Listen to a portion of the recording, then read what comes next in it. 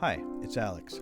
Today I want to look at Matthew 14, verses 22 to 23, with an emphasis and a focus on the temporal relationship. The temporal relationship is the relationship between a main proposition and then the occasion when it can recur, when it can occur. We have a temporal word built into the definition. We're looking for keywords like when, whenever, while, after, before. In fact, as I look over Matthew chapter 14 this morning, you have a lot of temporal language. Now, when, after, immediately, while. So you have this kind of language used by Matthew here, but this is common in narrative for them to use the temporal keywords, that language, to move the action forward. So let me give you an example here in Matthew 14, 22 to 23. Let me read this for you. Immediately, I already have a temporal keyword there. He made the disciples get into the boat and go before him to the other side, while he dismissed the crowds. And after keyword for temporal, he had dismissed the crowds. I think we have maybe a then implied here. Then he went up on the mountain by himself to pray.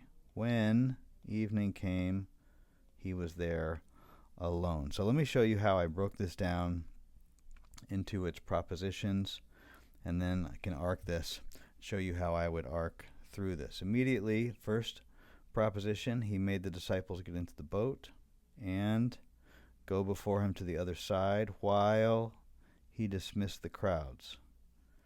Next sentence, and after he dismissed the crowds, he then, I think is implied right here, he went up on the mountain by himself to pray. Now, I almost didn't break this out as its own proposition, but we do have a verbal assertion here, by himself to pray. We do have that verb here, and I think we're getting at something that's the manner in which he went up on the mountain. How did he go up on the mountain?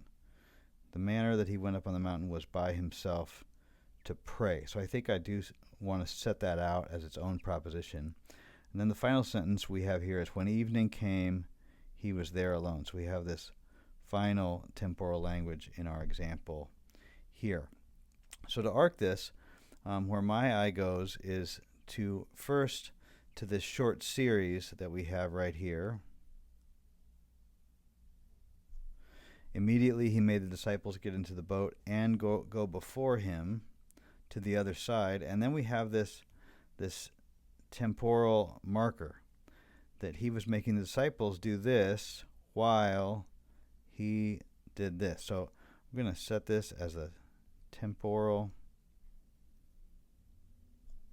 that both of those things are happening simultaneously in this case. And then that takes me to the next sentence, which is 23a, b, and c. And again, we have some sort of a similar construction, because we have the temporal marker here after he had dismissed the crowds. Then we have these two statements. He went up on the mountain by himself to pray. And I think as I look at this, I like the action, manner, designation for this, because the action that Jesus is doing is that he went up on the mountain, and the manner in which he's going up on the mountain is by himself in order to pray. This is the verb that he's doing, and this is the manner in which he's carrying that out. So I think we have an action and a manner, and then that brings me back to this word after. So we have another temporal designation here. That's the time frame in which he's going up on the mountain by himself to pray after he had dismissed the crowds. And then that brings us to D and E here, in which we have another temporal relationship. When evening came, he was there alone. So I'm going to designate this temporal also.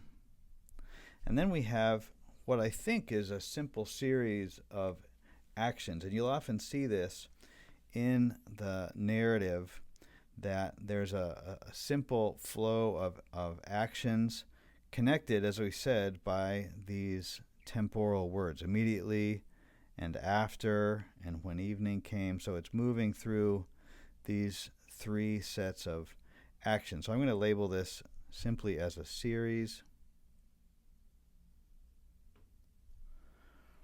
of actions set off by this temporal language, these temporal keywords. And that's going to help me then to have a better handle on the narrative description that the author is trying to get across to us here. Here, Matthew pictures Jesus. He's just fed the 5,000, if you read in Matthew 14. And he's feeding the crowds. He's teaching his disciples. Then he sends the disciples across to the other side of the lake while he dismisses the crowds. And where does Jesus go?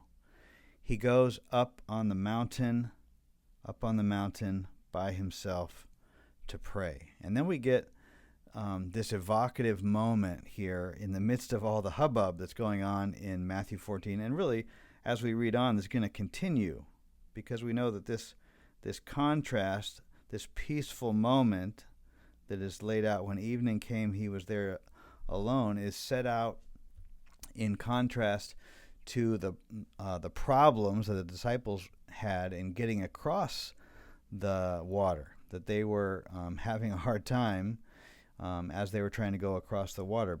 And yet we don't want to skip over this little pause here that we have in the text, that when evening came, Jesus was there alone. After all that he'd been going through here, he's there alone, finding refreshment in prayer. And this reminds us, doesn't it, and invites us through the temporal language that's being used here to advance the narrative, to follow the Lord in this specific example, especially in the midst of all our people time, all our ministry, all our work, that there's no substitute for restorative time with the Lord in prayer.